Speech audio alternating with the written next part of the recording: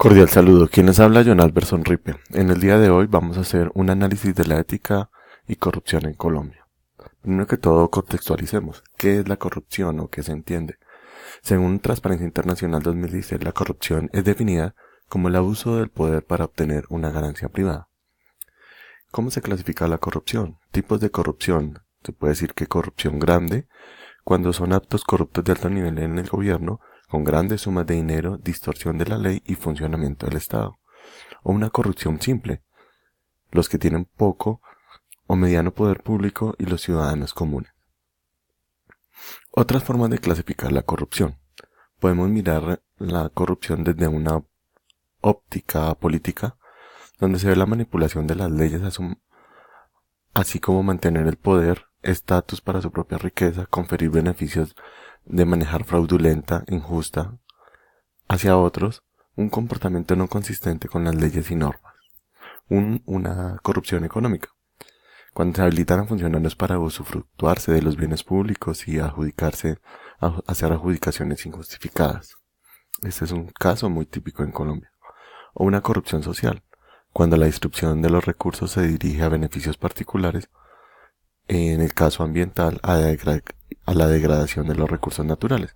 Esto lo vemos también en Colombia con la asignación o permisos para ejercer por lo menos la minería.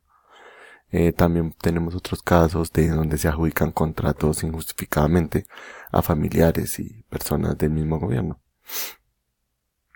Pero, ¿qué factores son los que motivan o jalonan hacia la corrupción?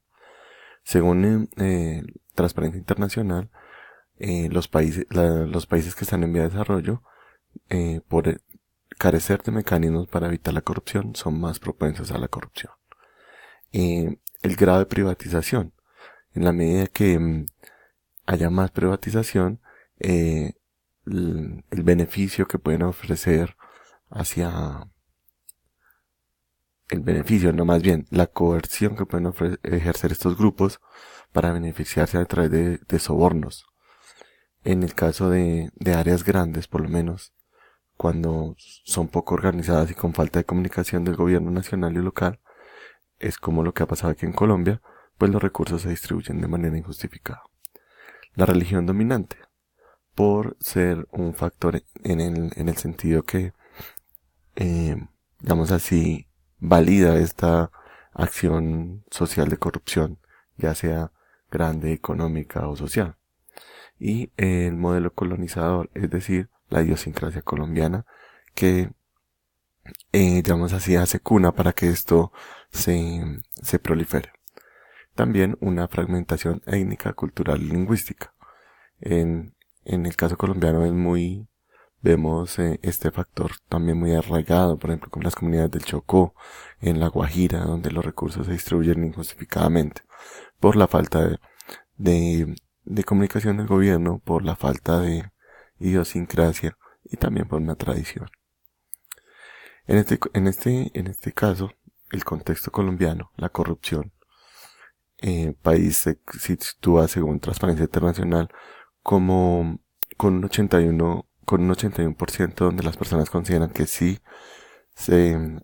hay corrupción, hay partidos políticos corruptos. Otro 79% dice que el Parlamento y los legisladores son extremadamente corruptos, y el 70% piensa que los funcionarios y servidores públicos son extremadamente corruptos. Solamente el 37% de los colombianos opina que las instituciones educativas, religiosas y los medios de comunicación son muy corruptos. Además, el 27% dice haber sobornado exitosamente a un policía. Colombia se sitúa en el puesto 83 de 168 países estudiados. En la opinión personal, en base a este contexto que hemos definido, vemos que la corrupción y la ética están relacionadas, porque enfáticamente hay que reivindicar la necesidad de la política hacia la transformación de la sociedad, en una dirección a una mayor justicia, libertad, igualdad y dignidad humana, la ética.